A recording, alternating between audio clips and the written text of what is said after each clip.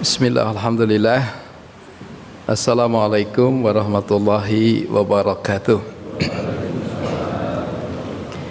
Alhamdulillah, hamdan katsiran taziban mubarakan fih, kama yanbaghi li jalalihi wa azimi sultanih. Wa sallallahu ala sayyidina Muhammadin wa ala alihi wa sahbihi. Amma ba'd.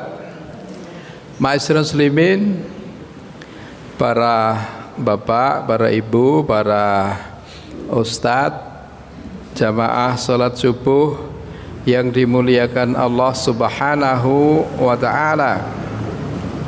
Alhamdulillah, thumma alhamdulillah, thumma alhamdulillah alladzi bi ni'matihi tatimmu shalihat. Pada kesempatan pagi ini, pagi yang penuh berkah insyaallah, berbarengan dengan bulan Rabiul Awal yang oleh orang Jawa dalam penanggalan Jawa disebut dengan bulan Maulud atau sasi mulut, Suro, Safar, Mulut, Ba'da mulut, dan seterusnya. Alhamdulillah, di bulan kelahiran baginda Rasulullah sallallahu alaihi wasallam, pagi ini kita bisa mengisi dan menghiasi dengan talabul ilmi. Untuk selanjutnya, agar pembicaraan kita ini lebih fokus, saya ambil tema Fadail Al-Quran, Fadailul Quran. Ya. Materi sudah saya tulis kepada Bapak Guru Effendi, materi sudah saya kirimkan ke beliau. Barangkali saja ada grup yang ada nanti bisa dikirim sehingga bisa bersama untuk dicermati.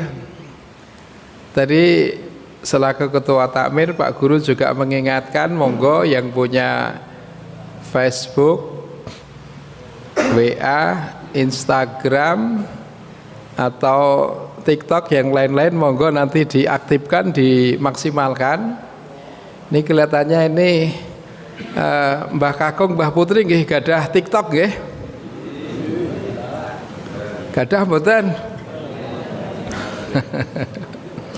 Alhamdulillah. Lah monggo sedaya punika namung mujudaken salah setunggalipun media. Kalau digunakan untuk kebaikan ya baik, tidak untuk kebaikan ya tidak baik. Jadi kita menyikapi kemajuan dunia informasi dan teknologi secara fair.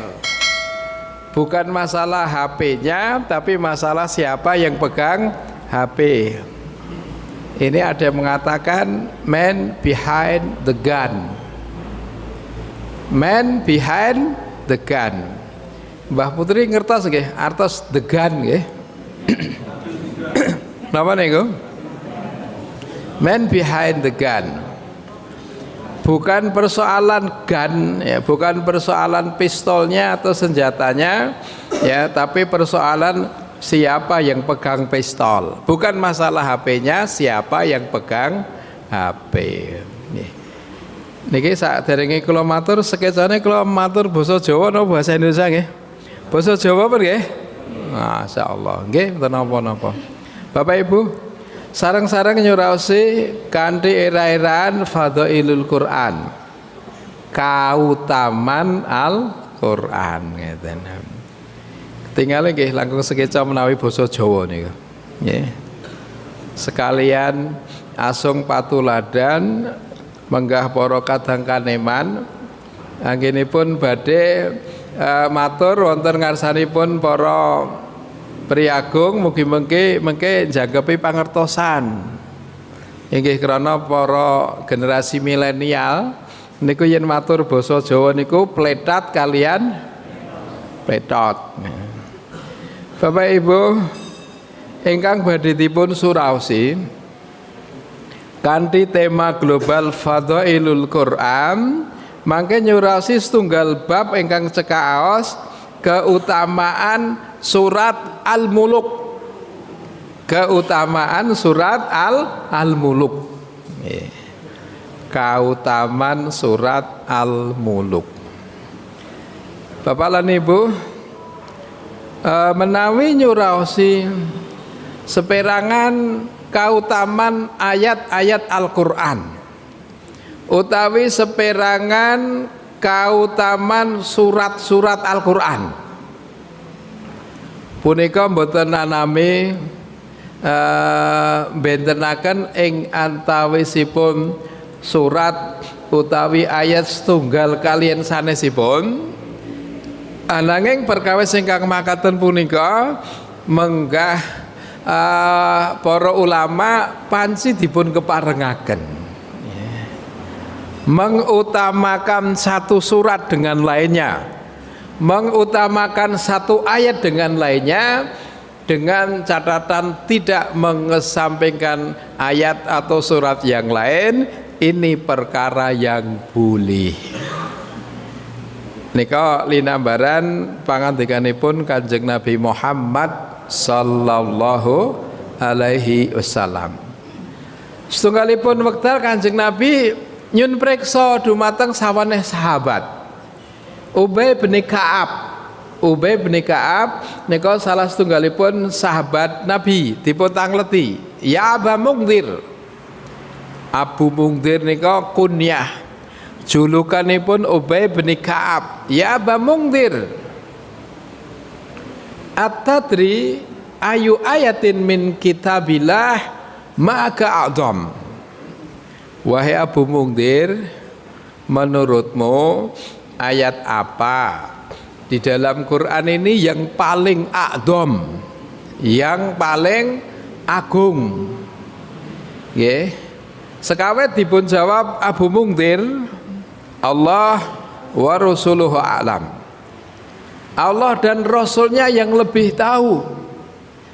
Sak sampunipun wong salwangsul dipun tangleti Kanjeng Nabi, wahai Abu Mungdir, menurutmu ayat apa di dalam Al-Qur'an yang paling a'dham, yang paling agung? Sak sampunipun wong salwangsul dipun tangleti katemben jawab, Allahu la ilaha illa huwal hayyul qayyum, yaitu ayat yang bunyinya Allahu la ilaha illa huwal hayyul qayyum la ta'khudhuhu sinatun wa la naum ila akhiril ayat. Nggih ingkang katelah ayat kursi. Lah al-Khadi'iyah saweneh ulama mendet pangandikanipun Kanjeng Rasul rikala Abu Mungdir dipun tangleti Kanjeng Rasul, tumunten piyambakipun jawab, ayat yang paling agung di dalam Al-Qur'an adalah ayat kursi. Tumunten dipun pendet kesimpulan, hada dalilun ala jawazi ta'dhimil ayah minal ukhra. Ini dalil, ini bukti bahwa mengutamakan satu ayat dengan lainnya boleh Pak. Mengistimewakan surat satu dengan lainnya boleh, dengan catatan tidak mengesampingkan ayat yang lain, tapi mengutamakan boleh. Pramila mengke semoga menawi wonten saweneh kaum muslimin nika mengutamakan beberapa surat Al-Qur'an, mengutamakan beberapa ayat Al-Qur'an dengan catatan tidak merendahkan surat yang lain, boleh. Apalagi kalau itu menjadi pilihan pribadi, boleh banget. Contohnya ngeten, wah kula anu mawon, kula tak mengutamakan surat Kahfi, boleh. Surat Al-Waqiah, boleh. Surat Al-Muluk, boleh. Biasanya masyarakat awam mereka mengutamakan surat Kulhu, boleh. Boleh. Ibu-ibu kadang-kadang yang surat Al-Ikhlas dereng apal, ning yang surat Kulhu apal. Boleh. Loh, ada dalilnya. Satu saat seorang imam, bahkan ini di Masjid Quba di kota Nabawi. Masjid Quba ini kalau jamaah haji atau umroh, kalau masuk kota, ya kalau haji atau umroh lewat masuknya kota Madinah, maka selalu nanti sholat di Masjid Al-Quba. Wonten saweneh imam niku saben-saben imam sing diwaca surat Kulhu ngoten niku. Niki keterangan ingkang kula mangertosi, sak sampun baca Al-Fatihah, baca surat-surat pilihan selalu dilengkapi dengan surat Kulhu ngoten niku lho. Lah temudan para jamaah niku batin. Iki Pak Imam iki anggere salat to mesti tambahi kulhu terus to ngoten. Ning mboten kulhu tok lho nggih. Al-Fatihah surat pilihan dipun jangkepi kulhu ngoten niku. Jamaah niku batin kalih nggih radi ngudharasa ngoten niku. Rikala Kanjeng Nabi rawuh dumateng Madinah, dumateng Masjid Quba diputangletaken Kanjeng Nabi, niki Pak Imam niki angger salat kok sing waca kulhu niku pripun ngoten niku. Nggih, karepe ngoten supados Kanjeng Nabi ngelek-elek, aja gur kulhu terus ngoten niku. Kanjeng Nabi mboten elek-elek ingkang arupi napa nggih? Kritik napa sanesipun. Malah Kanjeng Nabi paring pangdikan hubbuka iyahu adkhalakal jannah. Cintamu kepada surat Kulhu memasukkan kamu ke surga. Ini pengantar Bapak Ibu, pengantar yang menegaskan bahwa mengutamakan sebagian ayat atau surat atas sebagian yang lain boleh. Ngaten nggih? Boleh. Bukan tidak boleh, boleh. Ya.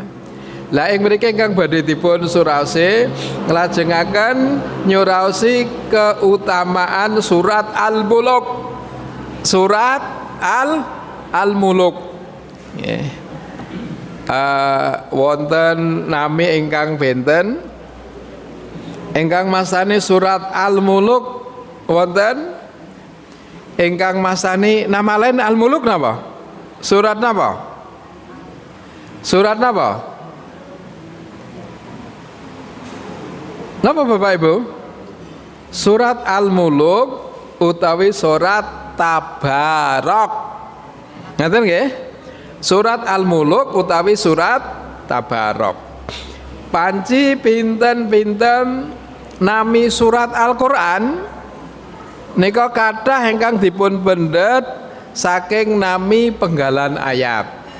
Surat Al-Muluk kawastanan surat Tabarok inggih krana ing mriku wonten penggalan ayat ingkang ungelipun tabarok. Tabarakalladzi biyadihil mulk wa huwa ala kulli syai'in qadir. Tabarakalladzi biyadihil mulk. Pramila ugi dipun sebut surat Tabarok kajawi surat Al-Muluk. Kathah nami-nami ayat Al-Qur'an ingkang kapendhet saking penggalan ayat ingkang paling gampil. Umpaminipun panjenengan mangertosi surat Al-Asr. Gitu nggih? Ing mriku kapendhet saking penggalan ayat pripun? Wal asr. Gitu nggih? Wonten surat Ad-Duha. Napa? Wad-duha wal laili idza saja. Wonten surat As-Samс, wonten surat Al-Fil, wonten surat Al-Kafirun. Gitu nggih? Al-Kafirun nggale pripun?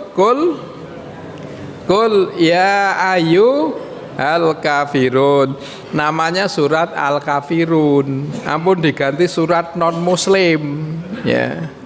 Lah mengke ayatnya ganti kul ya ayyuhal non muslim ya ndak ya, kafirun ya kafirun. Ngaten nggih? Ah mengke ndak dadine selenco. Bapak Ibu kula jenengaken fokus nyuraosi babagan kautaman surat Al-Muluk. Wonten pangandikanipun Kanjeng Rasul sallallahu alaihi wasallam, riwayat Imam Abu Dawud saweneh cetakan nika nomor 1400 1400. Kula waos ngaten, suratun minal Qur'an talasuna ayatan tashfa li sahibiha hatta yughfara lahu tabarakalladzi biyadihil mulk. Wa fi riwayatin fa akhrajathu minan nar wa adkhalahul jannata. Suratun minal Quran, surat di dalam Al-Quran. Salasuna ayatan, yang terdiri dari 30 ayat. Tashfa'u li sahibiha, memberikan syafaat kepada pembacanya atas izin Allah, hatta yughfara lahu, hingga Allah mengampuni dosa-dosanya, yaitu surat tabarakalladzi biyadihil mulk. Wa fi riwayatin, dalam riwayat yang lain, fa akhrajathu minan nar wa adkhalahul jannah. Dalam riwayat yang lain, surat Tabarak, surat Al-Muluk, yakni akan mengeluarkan pembacanya dari neraka dan memasukkan ke surga. Bapak Ibu, saking pangandikanipun Allah Subhanahu wa taala, saged kapendhet pangertosan bilih seperangan kautaman surat Al-Muluk nika wonten 3. Wonten 3. Monggo dipun wangsuli malih 3 keutamaan surat Al-Muluk miturut hadis riwayat Imam Abu Dawud ingkang angka 1 kautaman surat Al-Muluk akan menjadikan pembacanya beroleh ampunan. Membaca surat Al-Muluk diampuni dosa-dosanya. Nggih. Pramila penggalan hadis hatta yughfaru lahu. Ya, hatta yughfaru lahu, ya. Hatta yughfaru lahu. Dengan membacanya hingga Allah pun mengampuni dosa-dosanya. Mila semoga ingkang ngersakaken pikantuk pengampunan dosa, asring-asring mau surat Al-Muluk. Ananging ugi surat-surat sanesipun sami. Ingkang salajengipun akhrajathu minan nar. Syafaat surat Al-Muluk ini bisa mengeluarkan seseorang dari neraka. Syafaat surat Al-Muluk ini bisa memasukkan seseorang ke surga. Masya Allah. Kalau tak taklet para rawuh Bapak lan Ibu, 3-3nipun nika mujudaken seperangan kautaman surat Al-Muluk, ya, mengampuni dosa, mengeluarkan dari neraka, memasukkan ke surga. Jangan pilih sing nomor pinten? Nomor pinten? Nomor 1 kalih 3, 1 diampuni dosanya, 2 dikeluarkan dari neraka, 3 dimasukkan surga. Nomor pinten? Nomor kabeh. Lah nggih nomor kabeh penting kok. Diampuni dosanya penting. Dikeluarkan dari neraka penting. Dimasukkan ke surga penting. Kok penting? Penting. Diampuni dosanya penting. Wong kula panjenengan sami niku dosane, ketoke kula jenenge dosane kathah segedhik napa kathah? Sik niki kapurih anu nggih, muhasabatu nafas. Dosa kula panjenengan segedhik napa kathah? Kathah napa kathah sangat? Kathah ngoten nggih. Tetapi kalau panjenengan menjawab kata sangat benar, seperti pernyataan Abu Nawas, ya. Abu Nawas itu menyatakan ilahi lastu lil firdausi ahla wala aqwa 'alan naril jahim, ya. Dunubi mislu a'da'ir rimal. Kata Abu Nawas, dunubi mislu a'da'i rimal. Dosa-dosaku ibarat pasir-pasir di pantai kan itu. Bapak Ibu, jumlah pasir teng pantai niku segede napa kathah? Segede napa kathah? Kata napa kathah sangat? Gak ada yang bisa menghitung jumlah butir-butir pasir di laut, gak bisa. Itulah dosa-dosa kita. Karena itulah masyarakat muslimin, masih ada kesempatan untuk melebur dosa, antara lain menurut tema ini adalah dengan membaca surat Al-Muluk. Ada kesempatan untuk dikeluarkan dari neraka dengan membaca surat Al-Muluk. Ada kesempatan untuk dimasukkan surga dengan membaca surat Al-Muluk. Wonten riwayat sanesipun, nggih. Niki supados anggen kula caos keterangan niki fokus. Hadisipun panjang. Menawi kula waos sedaya mengke panjenengan bosen. Nggih. Kajawi bosen mengke yen kathah-kathah maca dalil panjenengan ngantuk. Langkung-langkung kalau wau dalu Jawa nggih. Wau dalu Jawa niki angine semilir, niki penak-penake yen. Lha nggih. Mila kula maos terjemahan kemawon. Dari Ibnu Abbas ia berkata, sebagian sahabat Nabi Shallallahu Alaihi Wasallam membuat kemah di atas pemakaman. Ternyata ia tidak mengira jika berada di pemakaman tiba-tiba ada seseorang membaca surat Tabarakalladzi biyadihil mulk hingga selesai. Kemudian dia datang kepada Nabi Shallallahu Alaihi Wasallam dan berkata, wahai Rasulullah, sesungguhnya aku membuat kemahku di atas kuburan dan aku tidak mengira jika tempat tersebut adalah sebenarnya kuburan. Kemudian ada seseorang membaca surat Tabarak sampai selesai. Lalu Rasulullah Sallallahu Alaihi Wasallam bersabda, dia adalah penghalang dan dia adalah penyelamat yang menyelamatkan dari azab kubur. Bapak Ibu ingkang dipun muliakan Allah Subhanahu wa taala, surat Tabarak utawi surat Al-Muluk wonten hadis ingkang dipun riwayataken Imam At-Tirmidzi nomor 2890. Menurut penelitian Imam At-Tirmidzi, hadis ini hasan gharib. Ya, derajat hadis hasan itu sah, benar, boleh dipercayai.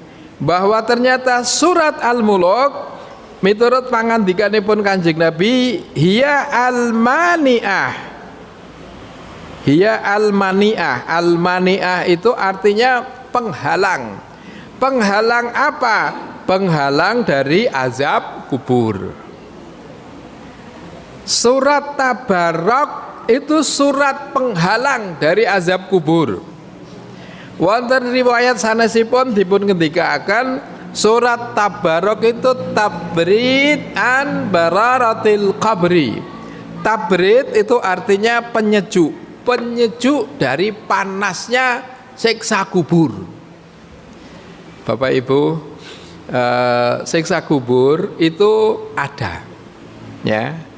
Ini juga harus kita awali dulu untuk membahas bahwa siksa kubur itu ada, karena tidak sedikit di antara kaum muslimin yang tidak mempercayai adanya siksa kubur. Walah wong mati ya wis mati rampung.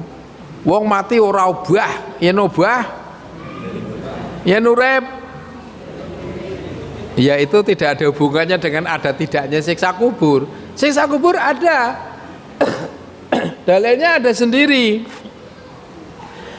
Kanjeng Nabi niku rak paring dawuh dumateng kula panjenengan rikala salat utaminipun maos at-tahiyat akhir supados dipun jangkepe berlindung dari azab kubur. Nggih napa mboten? Pripun dongane? Pripun? Allahumma inni a'udzubika min adzabi jahannam wa min adzabil qabri wa min fitnatil mahya wal mamat wa min syarri fitnati masihid dajjal. Berlindung wa a'udzubika min adzabil qabri, aku berlindung kepada Allah dari azab kubur. Lah kalau Kanjeng Nabi paring dawuh niku paling dawuh supados ngatos-atos saking punapa ngoten. Berarti itu kan ada. Kita suruh berlindung dari azab kubur. Lah untuk apa? Enggak ada kok suruh berlindung. Dalil ini menunjukkan bahwa azab kubur itu ada. Para ulama Ahlus Sunnah wal Jamaah sepakat bahwa al jannatu haqqun wa naru haqqun wa siratu haqqun wa adzabul qabri haqqun. Surga ada, neraka ada, sirat ada, siksa kubur ada. Siksa kubur niku pripun? Siksa kubur niku tiyang ingkang tilar donya saderengipun dumugi saderengipun dumugi wonten alam akhirat transit rumiyin wonten setunggalipun alam ingkang kawastanan alam kubur utawi kawastanan alam barzah. Barzah artosipun barzah niku pembatas seliripun dunya sampun kelewat, akhirat dereng dugi. Pramila transit wonten alam kubur. Alam kubur ugi winastan alam barzah. Kanjeng Nabi ngendika al qabru raudhatun min riyadil jannah wa khufratun min khufarin niran. Kuburan ya alam kubur adalah taman-taman surga atau lubang-lubang neraka. Bagi orang-orang soleh, alam kubur niku raudhah, Pak, taman-taman surga. Ya. Tapi bagi orang jahat yang tidak diampuni, lubang-lubang neraka. Dados mangkenipun tiang-tiang soleh kados panjenengan lan kula Allahumma tiang-tiang soleh solehah kados panjenengan lan kula Allahumma amin. Nanti di alam kubur itu Pak nikmat seperti hidup di taman-taman surga. Nggih. Lah hidup di taman surga mesti panjenengan pengen apa mboten? Pengen apa mboten, Bu? Pengen apa mboten, Pak? Sinten sing pengen cepet-cepetan? Lho jarake pengen. Ya. Yen sekeco nyenengke rak jenengan pengen yen pengen niku rak biasane pengen cepet-cepetan. Enten sing badhe ngacung? Sing sepuh nggih dereng. Bapak Ibu hararah azabil qabri. Panasnya siksa kubur itu bisa diredam, Pak. Bisa diredam, bisa didinginkan dengan membaca membaca surat Tabarak. Ya, membaca surat Tabarak. Kula jengaken malih. Ibnu Mas'ud nika paring katerangan wonten sawana hadis riwayat Imam Al-Hakim ya, menurut penelitian sanadnya sahih dan disepakati oleh Imam Az-Zahabi rahimahumullah. Pripun niku? Rikala azab kubur itu mau datang. Azab kubur mau datang. Datang lewat kaki. Kakinya menghalangi, mani'ah dihalangi. Ya, ini alih bahasa saya, Pak. Ya, nanti silakan baca, jadi sudah saya tulis. Ketika jenazah di kuburan, di alam kubur itu mau disiksa lewat kakinya dihalangi, jangan. Ini dulu baca surat Tabarok, lewat tangannya jangan, jangan. Jadi penghalang, Pak, penghalang. Surat Tabarok niku penghalang dari azab kubur. Awet saking punika, nggih, dipun ngendikaken wonten saweneh riwayat, lawaditu anaha fi qalbi kulli insanin min ummati. Lawaditu, aku sangat ingin, anaha fi qalbin, agar surat Al-Muluk itu di hati kullu insanin min ummati. Aku sangat ingin surat Al-Muluk itu bersemayam kokoh di hati umat Islam. Itu maknanya dua, Pak. Kanjeng Nabi kepengen surat Al-Muluk niku dihafalkan dan diamalkan oleh setiap umat Kanjeng Nabi Muhammad sallallahu alaihi wasallam. Surat Al-Muluk mau pinten ayat Bapak Ibu? 30. Kanjeng Nabi amat sangat ingin agar umat Islam ini ya di hatinya ada surat Al-Muluk. Di hatinya itu berarti surat Al-Muluk itu di hatinya itu dihafal. Pramila wonten pangertosan al ilmu fi sudur la fi sutur. Ilmu itu di dada, di hati. Artinya dihafalkan, la fi sutur, bukan dalam sutur, bukan pada tulisan dan catatan. Niki terang terwacanipun Kanjeng Nabi paring dawuh surat Al-Muluk itu supaya dihafalkan, ora gur diwaca saka mushaf Al-Qur'an. Kalau maksudnya nggih, dihafalkan, tidak sekedar dibaca dari mushaf Al-Qur'an. Ya.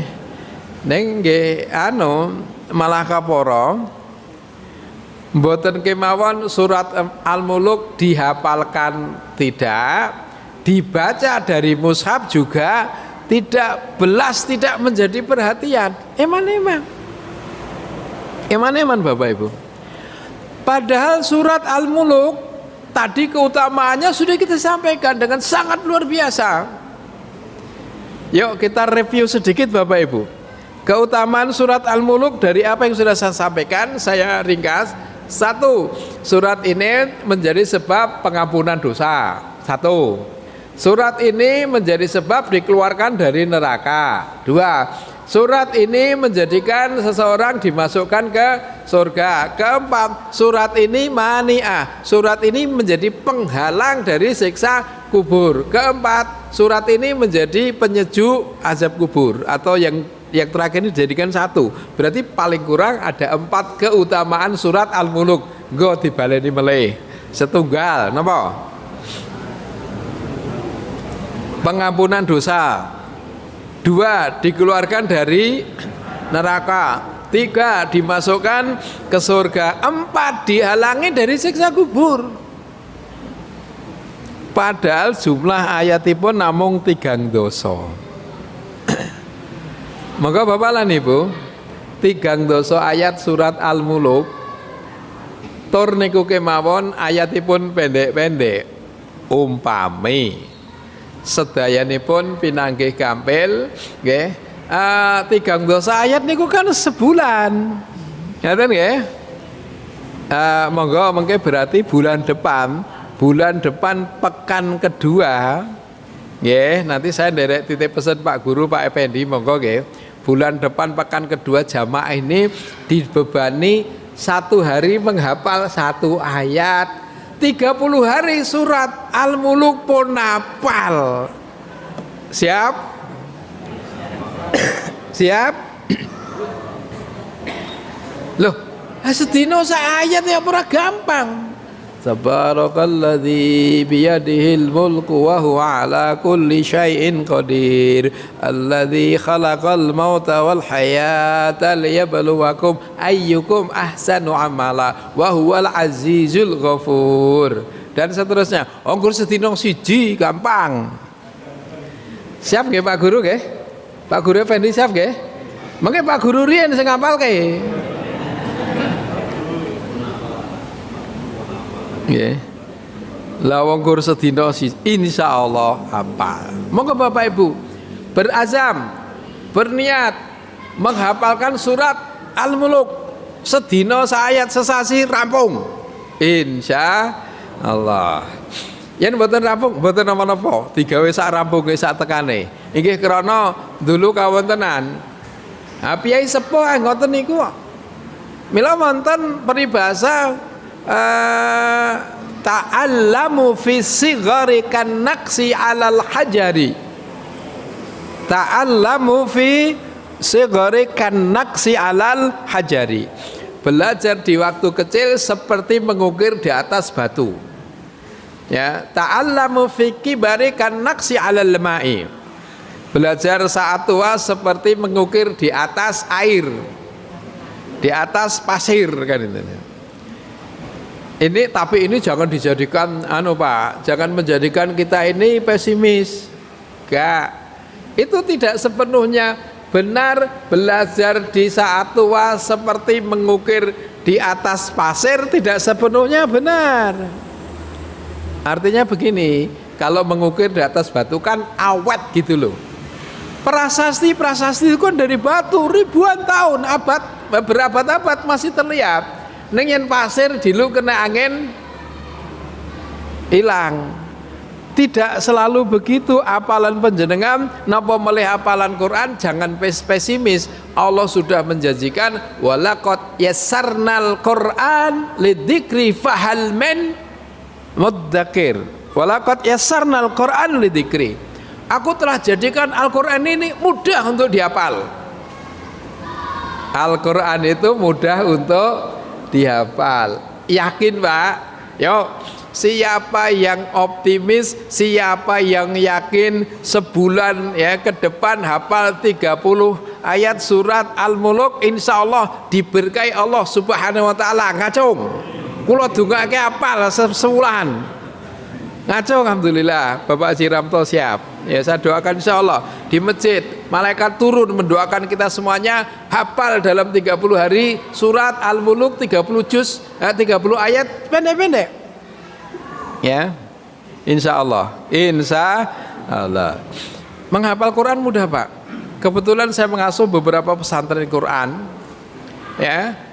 Ini kemarin dari pekan kemarin selama 1 bulan ada program menghafal Al-Quran ya, kita istilahkan karantina. Karantina itu santri kita tempatkan di tempat tertentu yang fokus, tidak dirosah, tidak pelajaran, tapi di tempat tertentu 24 jam hanya menghafal Al-Quran. Jedanya hanya sholat, makan dan sebagainya, kembali lagi menghafal 30 hari 1 bulan, targetnya 10 juz ya.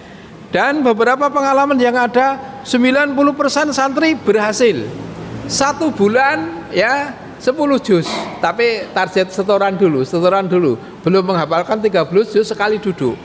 Pokoknya selama 1 bulan itu, selama 1 bulan setoran sebanyak 30 juz sudah kita buktikan di beberapa kali program karantina. Alhamdulillah selesai ya. Santri-santri muda 30 hari 10 juz. Lah panjenengan santri sepuh 30 hari 30 ayat niku kemawon pendek-pendek. Sepindah malih yang berusaha untuk menghafalkan surat Al-Muluk 30 ayat bulan depan ngacung. Nah, Pak Guru Effendi, ngapunten Pak Polisi, siap nggih Pak nggih? Siap insyaallah, siap, bagaimana tidak? Ya, luar biasa ini Pak.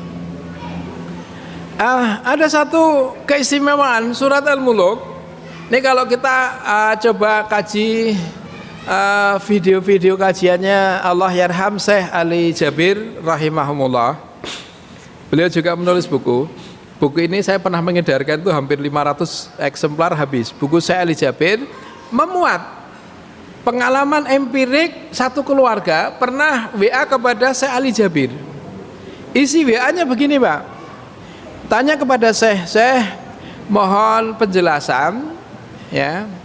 Ini saya alih bahasakan ya, saya alih bahasakan. Saya mohon penjelasan kuburan ibu saya ini memancarkan aroma wangi kan gitu loh. Awalnya para pengubur ini membau wangi-wangian, itu kemudian saling bertanya, jangan-jangan di antara mereka ada yang menggunakan minyak wangi kan gitu loh. Atau dilihat-lihat, jangan-jangan di kuburan itu ada sejenis pohon yang memancarkan aroma wangi. Karena ada, Pak, pohon-pohon yang memancarkan aroma wangi, ada toh? Nah niku kembang-kembang niku, kembang melati niku wangi. Ya. Apalagi ini sebagian masyarakat Jawa yang sedikit atau sebagian masih ada nilai-nilai mistik. Ki kok wangi, ojo-ojo eneng peri kan ngoten nggih. Bapak Ibu, yang jenengan melampah dalu-dalu kok enek napa? Bau wangi. Niku jenengan ampun terus wah konotasinya iki enek peri, enek enggak. Bisa saja itu kembang-kembang wangi. Nah, kembali persoalan keluarganya tadi itu menanyakan, "Syekh, kuburan ibu saya ini wangi. Saya lihat tidak ada jamaah yang menaburkan minyak wangi. Bahkan saya anaknya yang ikut menguburkan, tanahnya ini wangi. Saya sudah pulang, tangan saya ini masih bau wangi. Saya cuci berkali-kali pakai sabun, tetap masih wangi kan itu lah. Mohon saya untuk memberikan penjelasan kan gitu lah. Syekh Ali Jabir rahimahumullah, semoga Allah merahmatinya dan memasukkannya ke surga. Allahumma. Syekh Ali Jabir ditanya begitu, balik bertanya, kira-kira ada enggak amalan istimewa yang dilakukan oleh almarhumah ibumu kan itu. Anaknya mikir-mikir, apa ya? Amal istimewanya apa kan gitu. Dipikir-pikir, diamati, ibu saya dulu begini dan begini ya. Kemudian salah satu yang disampaikan, ibu saya ini membiasakan setiap mau tidur selalu lebih dahulu membaca surat Al-Muluk kan gitu. Membaca surat Al-Muluk.